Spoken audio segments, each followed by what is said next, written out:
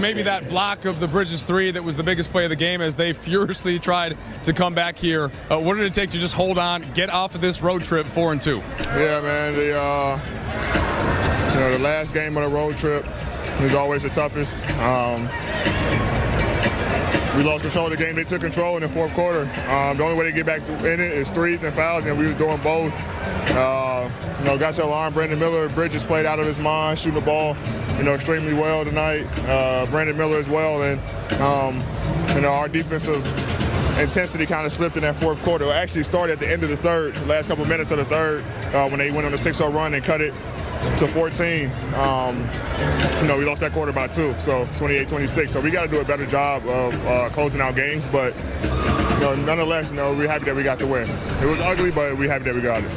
Your game has been, pretty complete for a number of years now, but the growth in the passing seems to have really gone up this season. You tie your career high with 11 assists. Defenses are trapping a lot more. You're just moving the ball to the right spaces. How has that evolved for you this season? Teams are doubling me a lot more. And I just got to do a better. I had to do a better job of just passing out a double team, making the right reads. So just being comfortable within that, making the right reads. I'm comfortable in every facet of the game, and just reading what the defense gives me. And I think our guys are doing a great job of making shots for me, obviously. But I think that's the biggest growth that I had, going into the season, just being able to play make. That's one for you. It sounds like 3 to 4 weeks before we find out more about Jared Vanderbilt. In the meantime, Rui Hachimura has entered the starting lineup. You guys have won 3 in a row. What can you take out of this trip to try and get yourself in a stronger position as you approach the playoffs? Not telling how long Vando's going to be out. Next man up mentality. We preached that all year. We're still missing Cam, Gabe. So there's nothing new to it. We've been dealing with this all year, but I think we're starting to find a way to play without some of the guys. Guys are stepping up in their absence. So, we're just doing a good job of playing complete team basketball, and it's a great road trip for us. Even though, we dropped some that we thought we should have won. But we end the road trip 4-2. Now we got 2 big ones at home against Denver and New Orleans, and try to take this energy and this carryover from this road trip back home. Are you a plane sleeper or no? Not really. Nah, me neither. That sucks. Sorry. I'll be up. All right, man. Group as you head home. We all know what Rui's capable of. So, in that starting lineup, we might need just continuing to do the little things and other things, and then what we know he's capable of will flow naturally. And where do you think you can build with that group as you head home? We all know what Rui's capable of. So, in that starting lineup, we might need just continuing to do the little things and other things, and then what we know he's capable of will flow naturally. And he's been doing great, continuing to offensive rebound and get open shots in the pockets that are open throughout the flow of the game, and he's been playing well. D'Lo, in these last 3 weeks, as trade rumors tend to intensify, you've played some of the best basketball of your season. How have you? What will the next 48 hours be in terms of? Do you get away from stuff even more so? Evan, how do you kind of handle it? I don't care at all. Show up to work. That's it. Kind of piggybacking on that, not just to ask the same question a different way, but maybe this is a more interesting question. The last since the tailbone injury, you played really well. You can control what you do playing, right? So does that give you any sort of peace of mind as you move forward? I can't control that my contract makes sense to be traded either. So, just play. Can't control that. Once again, I don't care at all. Just because you brought it up, what happened this summer? Like, how did it become to be that your contract was able to be traded? Because you would have had a that no trade agreement in your deal. I just thought it made sense. Obviously, I've been here before. I played for the Lakers before, so I know what the requirements are to be successful here are. So if you're part of the future here, you'll be successful. If you're not, you'll get traded. And I've been traded before here. So my approach is just a little different.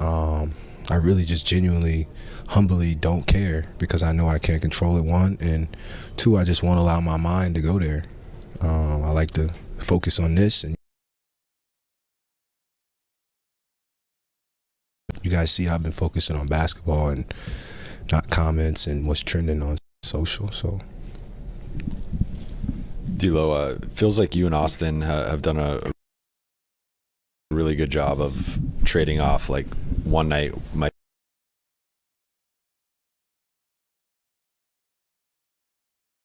be one guy passing a little bit more, one night might be one guy scoring a little bit more, and just kind of finding that balance and that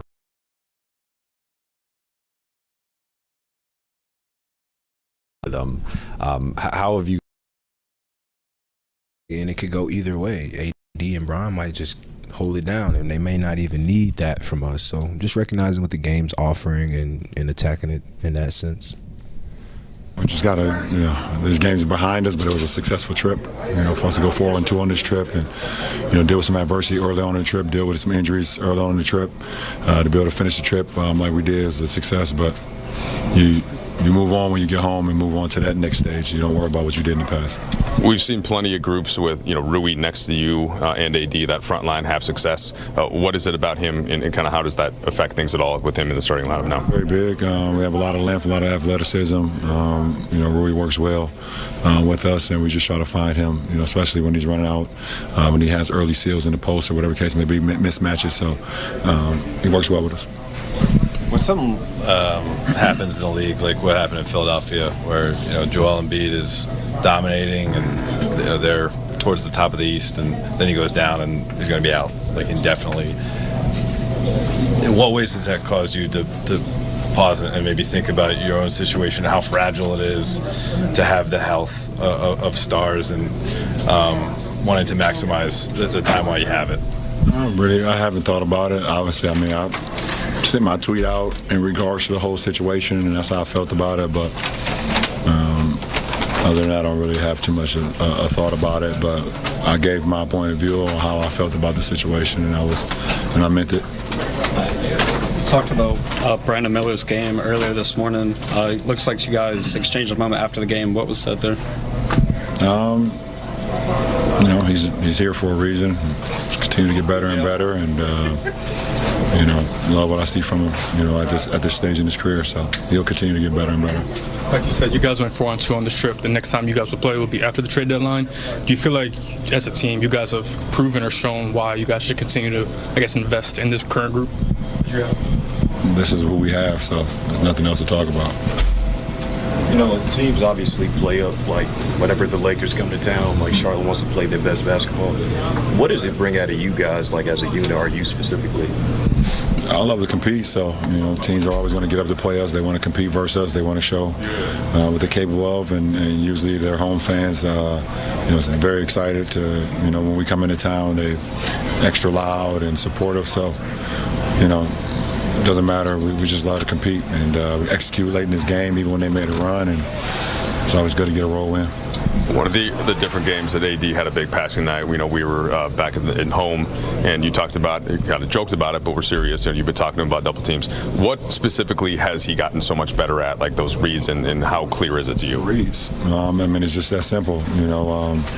Teams are trying to take the ball out of his hands because he's so dynamic in the post and the low post, and they're trying to force him to pass. And it's all about growth mindset. He's a student of the game, and he watched the film, watched the clips, and not quite sure what you can do now. And we all have to be in the right position. We just try to be in the right position to have his back, to have the outlet passes when he is being doubled, and resulted tonight another triple-double. I think that's the second this season, correct? Second. Start with, obviously what you guys did in Golden State, lose to, there's drama. Drama? Yeah, there's tweets, there's different things that people don't know what anything means, and then you guys go into Boston, you win shorthanded, and you close off with 2 more wins.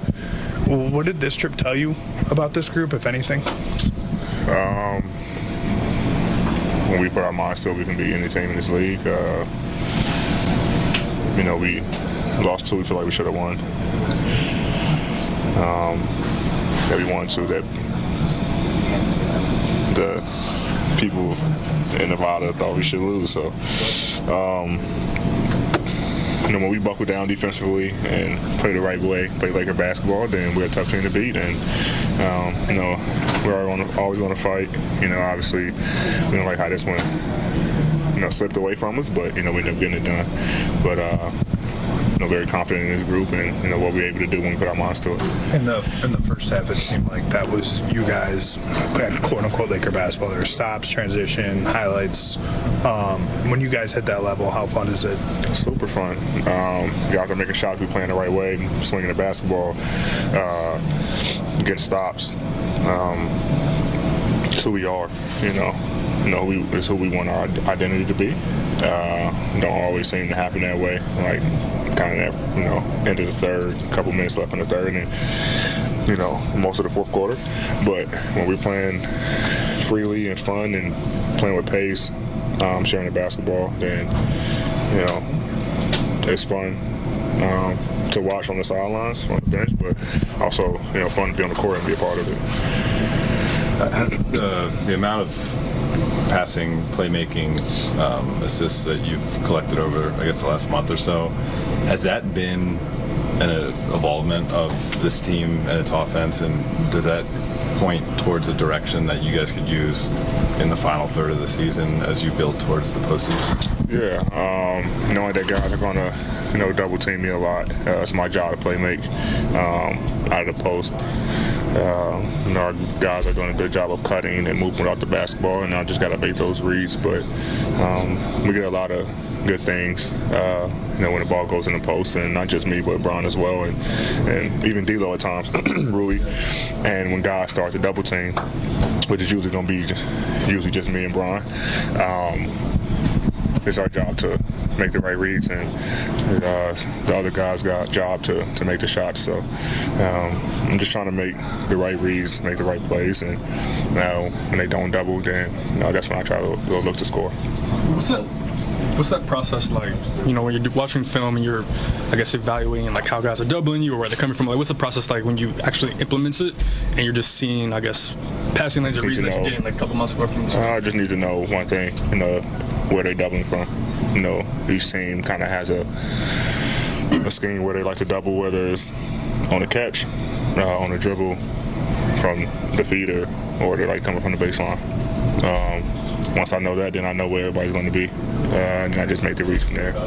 On Thursday, the team is going to unveil a Kobe statue outside. We play that day, right? You do? Yeah. Play Denver after. Is there an iconic image or pose or something in your mind when you think of Kobe like that is? That would be the statue? Yeah.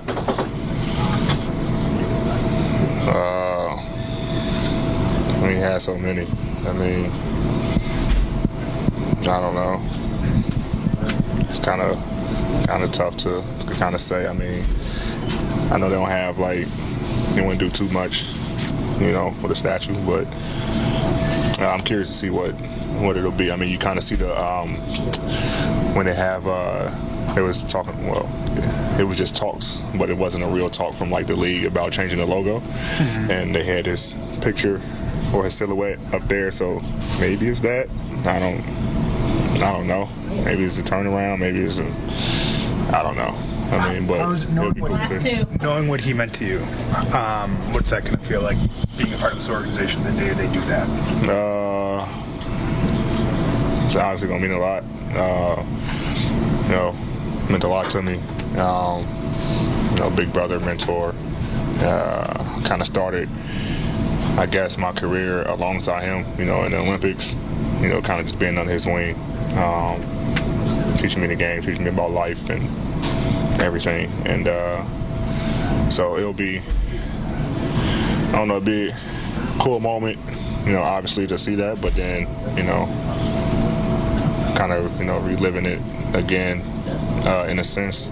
So I don't know. Emotions would be high for me for sure, but it'll be a cool thing for sure that kind of have a statue outside. AD, how did that relationship evolve from Team USA to your early success in the league, and then up to the point where you're a Laker? Yeah, with Kobe.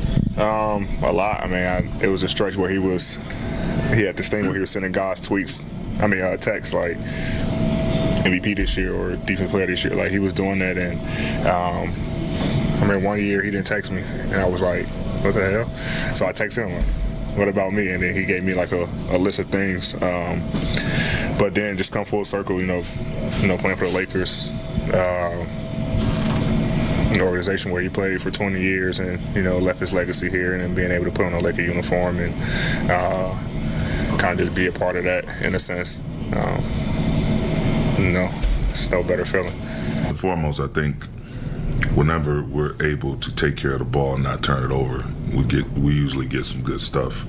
We have enough firepower to put a lot of points on the board. Just turnovers for the majority of the season have been a sore spot for us. But having said that, having some different guys that can knock down shots from the three in those positions, and our running habits and our 5-out spacing, it opens up driving lanes, it flattens out the defense, and it allows also the work area of the floor where he's really, really comfortable, and that's in that trail spot at the top of the key. And so just again, watching it on film, we've had a chance to do some shoot-arounds here lately, and guys are just breaking down our offense, breaking down the defense. Just the totality of our game on both sides of the ball has improved. Darvin, by your understanding, is the evaluation process finished for Jared right now? And then we move on to... Nah, it's still ongoing. Yeah. Okay. Do you have any idea of what the next 3 to 4 weeks could look like for him? Whatever our doctors suggest at this point. There was a pass Austin threw in New York kind of around, I think it was it Brunson's back, to a spot. He said today at Shoot-Around he was throwing it first to a spot and then to a player. Have you seen more passes sort of like that to spots, and is that a sign of guys finally developing the level of kind of on-court chemistry? Yeah, but I also think the pressure he puts on the rim opens up that pass. Torian getting to the corner, having his feet set, being shot ready and shot aggressive, makes that whole play work. But it starts with the velocity in which Austin goes to the rim. And I think, again, not turning the ball over, playing downhill with force, playing toward the paint with force. The defense has to react, especially when it's him. And so that happened, and it opened up.